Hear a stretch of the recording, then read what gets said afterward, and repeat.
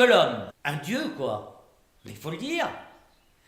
Mais c'est le rêve qui est relaté lorsque Satan, en le péché originel, dit et ment évidemment délibérément à Adam et Ève en leur disant que s'ils consommaient du fruit interdit, ils deviendraient comme des dieux.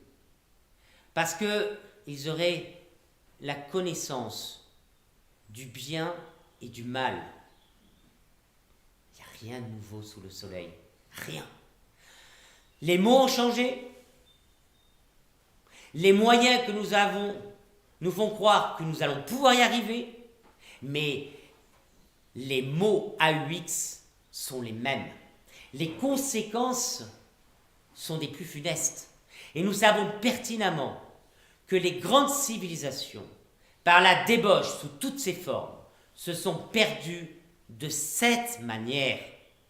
Que nous prenions l'Égypte, que nous prenions l'Empire romain, mais que nous prenions même les cités grecques, il y a toujours de la démesure, toujours l'hubris à tous les coins de rue, toujours cet orgueil qui nous fait imaginer que nous nous suffirons à nous-mêmes. Ne sommes-nous pas quelque part devenus des faiseurs de bien et de mal que nos lois voudront imposer au détriment des lois naturelles, de la loi naturelle, reflet, nous dit saint Thomas, de la loi éternelle. Ainsi, si nous en arrivons à considérer que l'orgueil devient une vertu et que l'humilité est le vice de celui des faibles, eh bien, nous en arrivons en fait à ce triste constat. Nous sommes entrés dans l'ère de Satan, père du mensonge, illusionniste, qui nous fait, ou qui plutôt nous a fait perdre le sens du réel, le sens de la réalité, et par voie de conséquence, nous a fait oublier la vérité. Car le Seigneur dit bien, je suis la voie, la vie et la vérité. Lorsqu'on voit, et là encore notre histoire le montre clairement, tous ces missionnaires qui ont traversé les océans, ont affronté les tempêtes, affronté les périls, et parfois même sont morts avant même d'avoir touché terre pour l'évangélisation. Toutes ces âmes qui ont donné ce qu'il y avait de plus cher, c'est-à-dire la vie, pour Jésus-Christ. Toutes ces nations qui ont reçu le message évangélique, tout en ayant l'intelligence de pratiquer non pas l'inculturation, mais l'acculturation, eh bien, que fait-on alors qu'on n'a jamais parlé autant de loi mémorielle, du devoir de mémoire aujourd'hui? Que fait-on, nous, membres de la Sainte Église catholique romaine?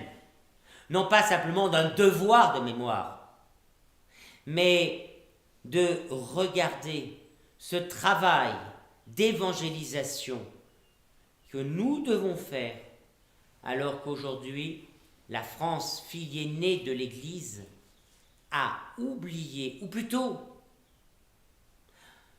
s'efforce de s'arracher, de se mutiler, c'est-à-dire supprimer ce qui fait son identité réelle, fille aînée de l'Église chrétienne. Alors nous sommes certes ces grands magiciens, ou du moins on veut nous faire croire que nous sommes tous magiciens.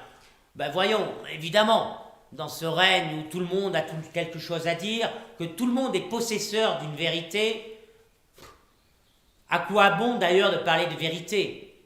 Allons, faisons comme tout le monde.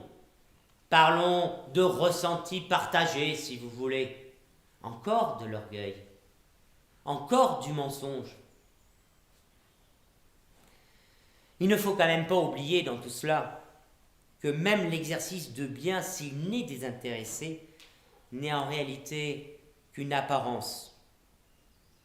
Apparence dans le sens où l'acte vertueux, qui est un don de soi, je sais que ce n'est plus à la mode de parler de vertu, mais je sais également que les saints nous appellent, nous interpellent à pratiquer les vertus chrétiennes. Et que tout bien que nous devons faire, et là, c'est la grâce qui agit en nous, car il y a cette fameuse phrase, ce n'est plus moi, c'est le Christ qui vit en moi.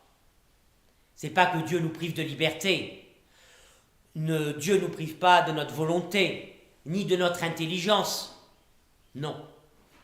C'est que nous avons exercé notre liberté, je vais utiliser ce verbe un peu fort, mais nous avons autorisé Dieu, parce qu'il nous respecte profondément,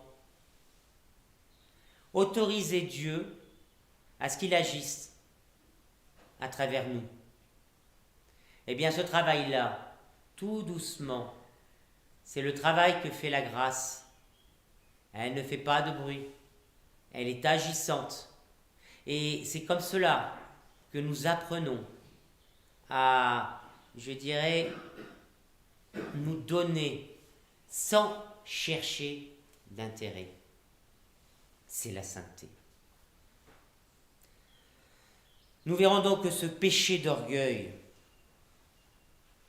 a pour principal ennemi évidemment l'humilité, qui provient, elle, de la vertu théologale de charité. Et nous sommes aujourd'hui, avec les exemples que j'ai multipliés, j'ai essayé d'être le plus concret possible, nous sommes en mesure d'identifier clairement nos trois ennemis. Trois ennemis qu'il faut identifier pour mener à bien le combat spirituel. Trois ennemis que nous connaissons.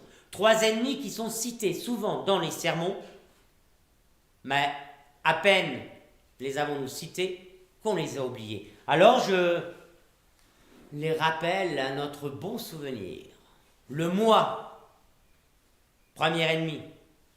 Bon allez, aujourd'hui, on a considéré que le latin était une langue morte, mais nous voilà latinistes, ou même hellénistes. On dit hubris, on dit doxa, eh bien on dit ego pour le moi. Allons-y pour l'ego. Le deuxième ennemi, le monde. Je crois en avoir donné des exemples. Les autres ne sont pas mes ennemis, ce n'est pas ce que cela signifie. C'est les attraits du monde. C'est tout le développement que j'ai fait sur les illusions. Cela ne veut pas dire que tout progrès technique est mauvais. Ce serait absurde et ridicule. Nous pourrions faire des choix de vie très particuliers. Les romanciers l'ont imaginé. Il y a une secte d'ailleurs qui vit comme cela. Mais telle n'est pas la question. Le monde est un ennemi. Le monde, le moi, le monde, est celui qui d'ailleurs a cet art, si je peux permettre cette expression, de faire croire qu'il n'existe pas. Satan. C'est vrai, on n'en parle plus beaucoup de Satan. Souvent, malheureusement, dans l'Église, on a tendance à oublier son action efficace. C'est une action qui se fait pour chacun d'entre nous par la tentation. C'est vrai que le diable n'agit pas, malgré nous. C'est vrai que seul Dieu sonde le fond du cœur, des reins. Mais retenons quand même qu'il a une action efficace. Le moi, le monde, le diable. Nous entrons ici au cœur même du combat spirituel, qui, parce qu'il est action, doit nécessairement se revêtir d'armes. Je dirais que le premier point que j'ai ébauché à l'occasion de la première conférence, c'est cette éducation qui d'ailleurs se fait à tout âge, qui est éduquée à la pratique vertueuse. Si, comme le rappelle d'ailleurs saint Thomas d'Aquin, les passions, c'est ce que je disais tout à l'heure, en raison de leur nature, ne sont ni bien ni mal. Elles peuvent être sous la houlette des vertus. Lorsque je vous ai repris cette phrase d'Hegel qui dit que rien de grand ne se fait sans passion, il y a de bonnes passions, mais il y a aussi des mauvaises passions. Il apparaît donc utile et même impératif d'éduquer des âmes, nos âmes, à l'exercice de ces vertus. Et d'abord, évidemment, éduquer les âmes de nos enfants à la pratique des vertus. Certes, reconnaissons-le, l'action de Dieu, les effets de sa grâce, comme l'illustre entre autres la conversion de saint Paul ou celle de saint Augustin par exemple, montrent la toute-puissance divine sur les âmes. Mais ce sont quand même des cas particuliers qui œuvrent à travers le monde et passent toutes les époques et avaient reçu une certaine discipline de vie, d'âme. Et cette discipline de vie et d'âme, elle doit être donnée par les éducateurs. Mais nos éducateurs modernes, au nom de la fausse liberté, qui d'ailleurs, toujours pareil, sous des apparences de vertu, un vice se cache, et j'ai changé quelques mots il n'y a pas très longtemps sur la question, où aujourd'hui, on n'éduque plus à la vertu parce que nous pratiquons ce qu'on appelle l'éducation bienveillante. Voilà. Un deuxième bain voyons. Ça veut dire que toutes les éducations qui ont été faites avant ont été des éducations évidemment malveillantes. Ben c'est prouvé. Nous n'aimons nos enfants que depuis une dizaine d'années. Les autres années, nous ne les aimions pas. Ben voyons. D'ailleurs, il paraît clairement que même nos familles chrétiennes considèrent que faire preuve d'un minimum de discipline et de rigueur relèverait d'un rigorisme qu'il nous faut absolument jeter dans les oubliettes d'un passé complètement révolu. Quel désastre! Quel désastre qui ne restera pas sans conséquence pour les futures générations que l'on éduque dans la mollesse et la volupté, sous prétexte que la vie est suffisamment difficile. Souvent, je vous ai rappelé que nous naissons fatigués, que nous allons mourir fatigués, qu'on se couche fatigué, qu'on se lève fatigué. La vie est fatigante. Si vous voulez tout savoir, voilà. Quand on voit les choses comme ça, c'est vrai, on n'avance pas. Mais après tout, à se demander si c'est pas un souhait que de laisser les gens dans cette espèce de sommeil. Parce que de cette manière, ils sont si ou plus facilement manipulables. Non, pardon, excusez-moi, j'allais être complotiste. Malléables, veuillez m'excuser. Ce n'est en fait que flatter tout cela les sens, encore une fois. Et l'orgueil, eh oui, que je qualifierais même de pécamineux, que de vouloir absolument développer le goût à l'effort. Voilà! Oui, parce que généralement, quand on veut dire qu'une idée est mauvaise, on dit toujours qu'elle date du Moyen-Âge. Voilà une idée vraiment moyenâgeuse. C'est bien ça dans les discours. Puisque le mal, c'est avant, le bien, c'est maintenant. Ben oui, on l'a entendu, on l'a vécu pendant quelques années. Ce genre de politique tordue. Mais en fait, ici encore, et c'est ce que je voudrais vous proposer dans le cadre de notre retraite, que je pourrais considérer spirituelle, car tel est le sens du carême, qui nous a été d'ailleurs rappelé. Des conseils pratiques. Parce qu'évidemment, j'ai multiplié volontairement, afin que vos esprits restent éveillés, n'est-ce pas?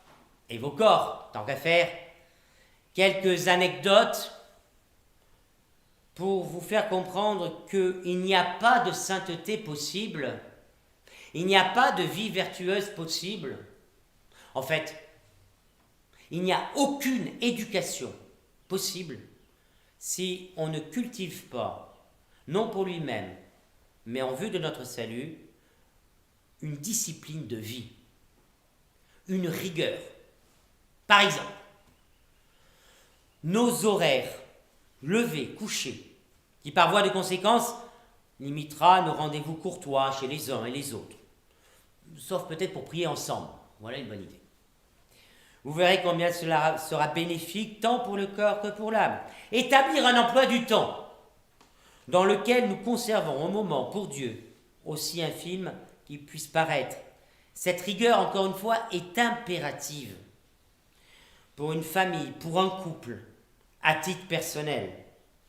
Je sais que certains de nos psychologues contemporains, ces nouveaux prêtres des temps modernes, considéraient cela comme du rigorisme, mais peu importe. Ce qui compte avant toute chose, c'est de comprendre qu'il ne peut pas y avoir de combat spirituel authentique sans cette culture, cet effort, ce goût que l'on doit pour l'effort, sans entrer dans une quelconque psychorigidité, sans exclure les plaisirs comme il s'y prête, mais puisque nous estimons, à juste titre d'ailleurs, que le carême, c'est justement l'occasion de remettre au goût du jour, permettez-moi, cet effort, mais pas pour lui-même, mais véritablement pour travailler à notre sanctification. Éduquer notre volonté, comme nous devons éduquer notre intelligence par nos lectures spirituelles.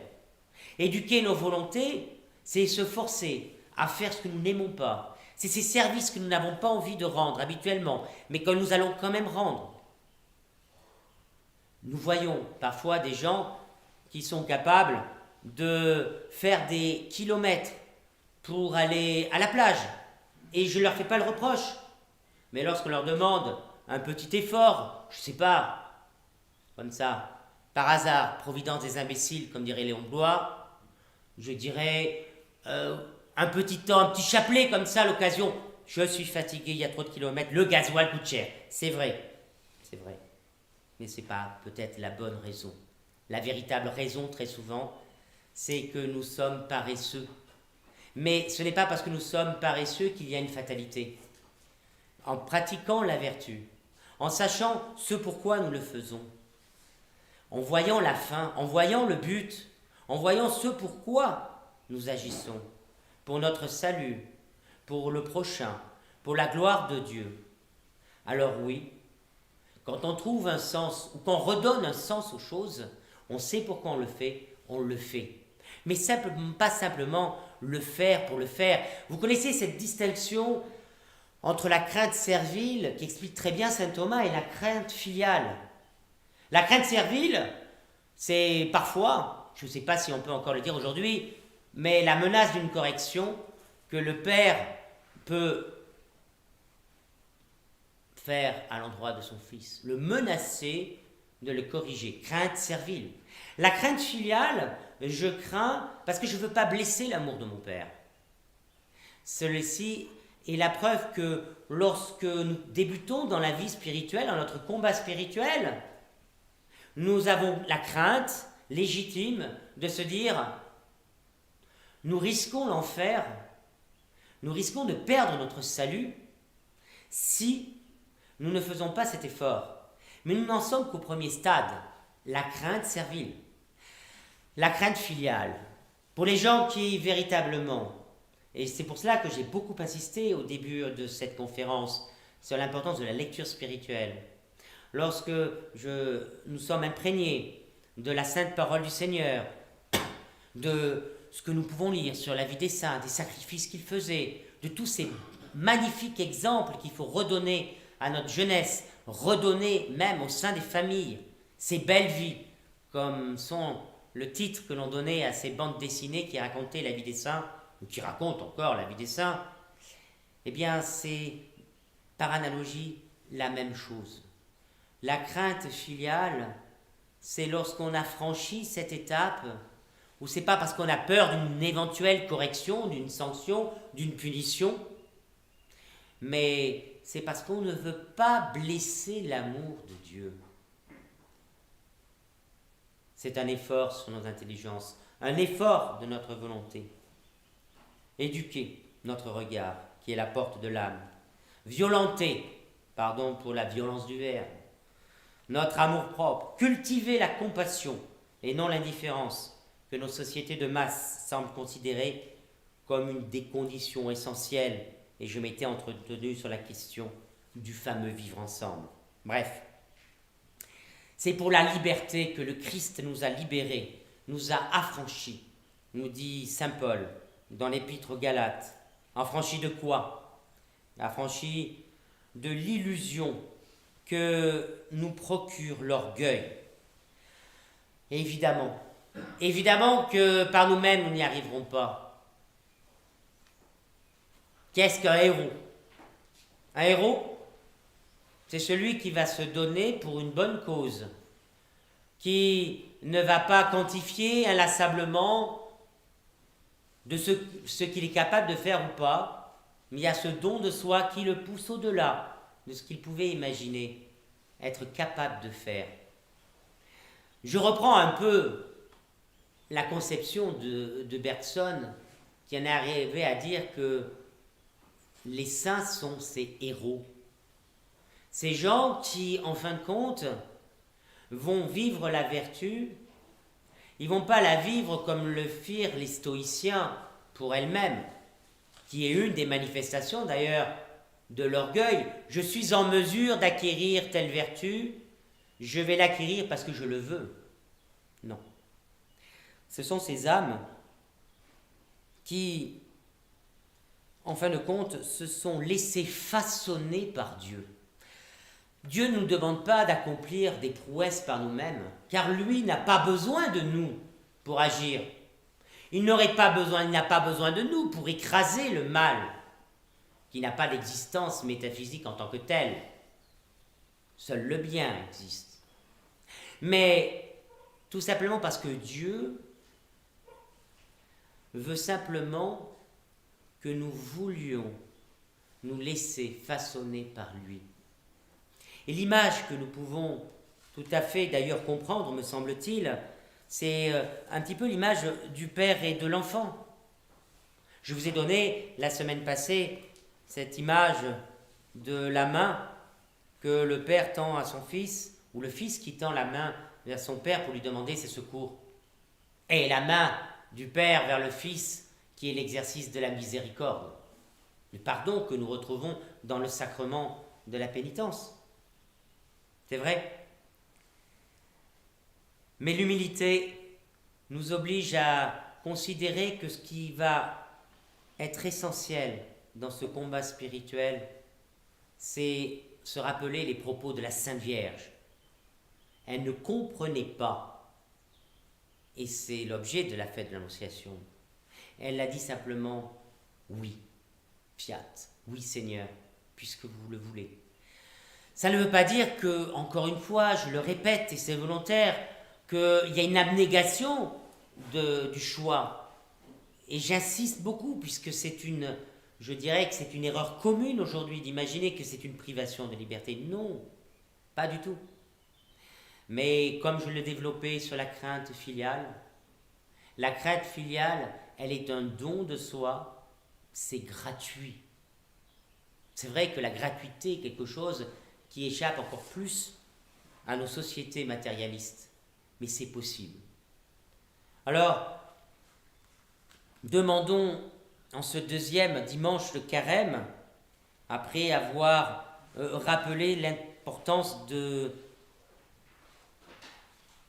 véritablement poser des résolutions, un emploi du temps, la lecture spirituelle, la prière, l'assistance quand on peut à la Sainte Messe, la pratique des vertus aussi simples que le service, rendre visite à des malades. Il y a des personnes âgées qui ne sont jamais visitées dans notre chapelle. Il y a des personnes qui ne peuvent plus aller à la messe, mais qui n'ont pas la visite. On ne revient pas sur la question du temps, parce que le temps vous appartient. Il suffit juste de le prendre. Mais c'est une réalité bien triste. Les personnes seules aussi. Passer davantage de temps avec sa famille, c'est tellement évident qu'on oublie de le faire. Convertissez le temps que vous passez au loisir, en fait, pour tout cela. Je ne vous demande pas, nous pourrions le faire, mais cela ne présenterait pas un grand intérêt. Mais peut-être sur une journée, vous dire voilà, le temps que je passe habituellement à regarder telle ou telle chose, je le transforme en bonne action, comme on disait, comme on dit encore, comme l'invite le chef de troupe à ses scouts, comme le veut le scoutisme. Eh bien, convertissons ce temps à la prière, à la lecture spirituelle et au don de soi. Et enfin, il nous faut plus que jamais avoir à cœur de pratiquer tout particulièrement d'avoir un souci de pratiquer toutes les formes de sacrifice auxquelles nous étions appelés, tout particulièrement la semaine qui s'est écoulée des 4 temps. Je vous remercie pour d'avoir pris le temps de m'écouter et je vous donne rendez-vous, si vous le voulez bien, pour la suite la semaine prochaine, dimanche, 3e dimanche de Carême. Merci bien.